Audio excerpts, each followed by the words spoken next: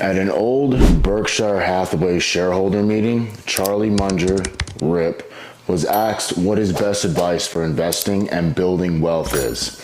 And his response was, the first 100,000 is a bit, but you gotta do it.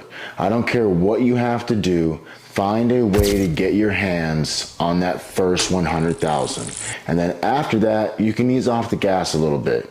That first 100,000 for most people is the most difficult part of creating wealth. So in this video, I want to share with you my formula, how I accelerated saving and investing my first 100,000.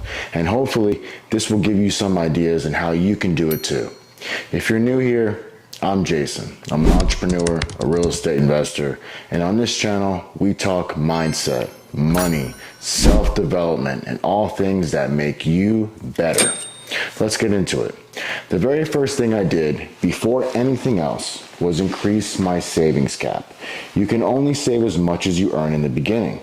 If you earn $100 or even $3,000 a month, the maximum that you could ever save if you literally did not spend a thing is $100 or $3,000. That's what's called your savings cap. The only way to increase that savings cap is by making more money. Obvious, right? So that is where my primary focus was. When I was going for this milestone, there are so many ways you can do this. Buy and sell something on the side, start a side hustle, take on extra freelancing work. The internet is powerful. Don't be afraid to use it. But honestly, the quickest and easiest way for most people to do this is just by getting a pay raise through your day job or getting a different job that pays you more. A job should either be there to learn or be there to earn. Ideally both, but for me at different points in my career, I focused on one or the other. And if I didn't get either, I switched paths. I have never worked for anyone in my life. I always wanted to be my own boss since a kid. I started mowing lawns with an old push mower at 12. I took that money, saved for an old 1964 Impala car that I fixed up and I flipped for a profit. I did that for a while before I had enough money to start buying vacant land and small cheap foreclosures. I always loved the game of real estate, and I still do. I nerd out on it. But whatever you choose to do, saving your first 100,000 is hard. And if you're relying on just one source of income to be able to do that, it's going to be very, very long game. Especially after taking into account all the other fixed costs that you have. Rent or a mortgage, bills, groceries. It will take most people years and years, which is why you have to do more. It's as simple as that. Find out other ways of increasing your earnings potential, and that is through exploring other options, and better yet, ones where you can keep more of what you make. There are a million different ways to get to the same destination, especially with the internet nowadays. Once my earnings were at a certain level, to get to the next level, I used my capital as leverage to buy my first investment property. I say investment property, but for you, that could be the fact that you live there 3, 4, 5 years later on one side, and your tenant also lives on the other side. I'll explain my thought process behind this in the next part of this video. But ultimately, this decision meant I was able to get another source of income through rental income, and again increasing my savings cap. So you want to think about how you can buy assets or what assets you could buy to generate additional cash flow at the same time. I was always exploring with different side hustles and developing skills that would help me increase my income outside of my daily for sure gigs. And I can tell you, I failed so many times at this.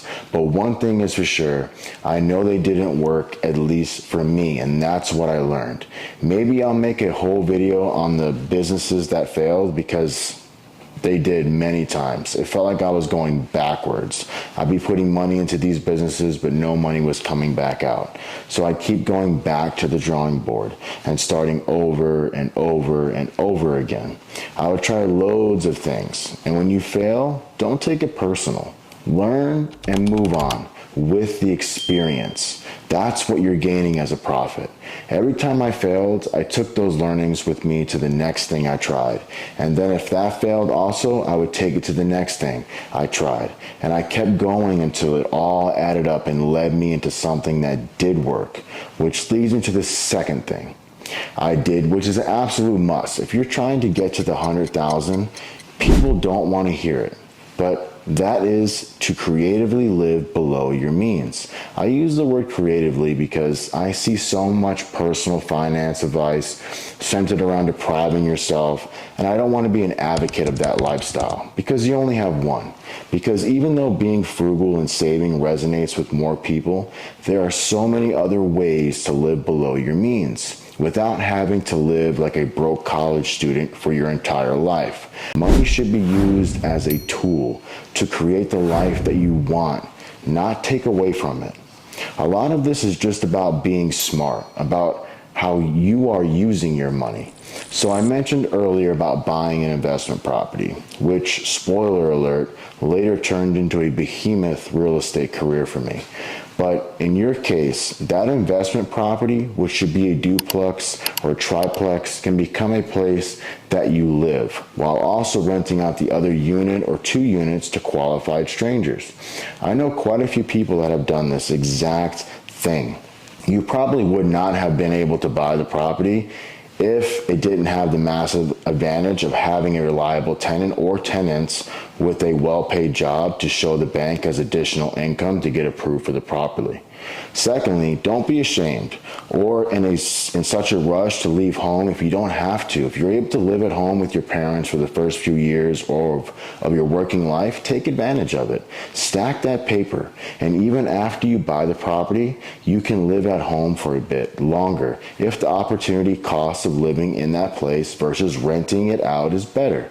Moving out and being independent unless you have to shouldn't be your main priority. Making that first 100K should be. This can truly help you save more and really accelerate getting to that milestone. And going back to what Charlie Munger's quote, find a way to get your hands on that first 100K. Do whatever it takes. This was my way and could be yours as well. It definitely isn't the only way. One of my friends bought a 2-bedroom single-family home in a highly populated college town at the same time that I bought my property. But he wanted to move out, so his way to get his hands on the first 100,000 and live below his means was to rent out the spare bedroom and multiple beds he set up in the living room. Living below your means doesn't just mean not being able to do something. It also means being creative about how you can afford to do that thing. And one of the best ways to do this is by analyzing where the biggest costs in your life are and think about how you could get the same thing but for less. They're free trackers now, and the whole premise behind this is to see how and where you are spending across an entire year. When you can visibly see exactly where each dollar is going, you become a lot more mindful of where the biggest costs are. And then your brain really starts to unlock ways and ideas in how you can live below your means. So take some time to look at one of these and figure out how you can increase the gap between your earnings and your expenses, and as much as possible. Then with the difference, you can do the next stage, which is letting it multiply to the first 100,000, which isn't a lifetime. It is just the hardest to get there. But the reason why there's such a focus on it is because once you save and invest that amount, the next 100,000 and the 100,000 after becomes a lot easier than the first because of the power of compounding. Think about it. Someone with 1,000 and someone with 100,000 can be investing in the exact same thing, returning 10% interest per year. The first person will make $100 after year 1, and the second person would make $10,000. And then that money gets reinvested, and the difference just keeps getting greater and greater and greater compounds. Other than that, what you need to keep aside for your emergency fund. Any additional savings should be invested to benefit from that compounding effect. Early on, you don't need $100,000 to start investing. You can start investing for as little as $1 through apps like Robinhood or opening a free Vanguard account. There are great apps that let you trade stocks, funds, ETFs, and even foreign exchange. Even if you don't have serious money yet, just start.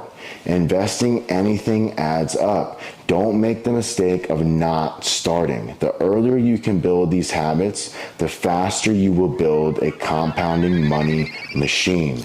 Get comfortable with the habit of investing so that when your income starts to grow, you are ready to make moves. I'm no financial advisor, but opening a Vanguard account and throwing dollars into the S&P 500 has never did me wrong. I'm just saying. Ultimately, saving your first $100,000 may seem out of reach, but if you really put this goal at the forefront and focus everything you do around it, even if it means sacrificing some things here and there, you can really accelerate your journey to building wealth.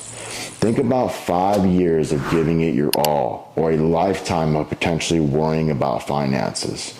I'd love to know where you stand in your financial building stage and where you're going to get to that 6-figure savings mark. I'm here to help you learn, grow, and become the best version of yourself. Like the video, subscribe if you haven't already, and I'll catch you in the next one.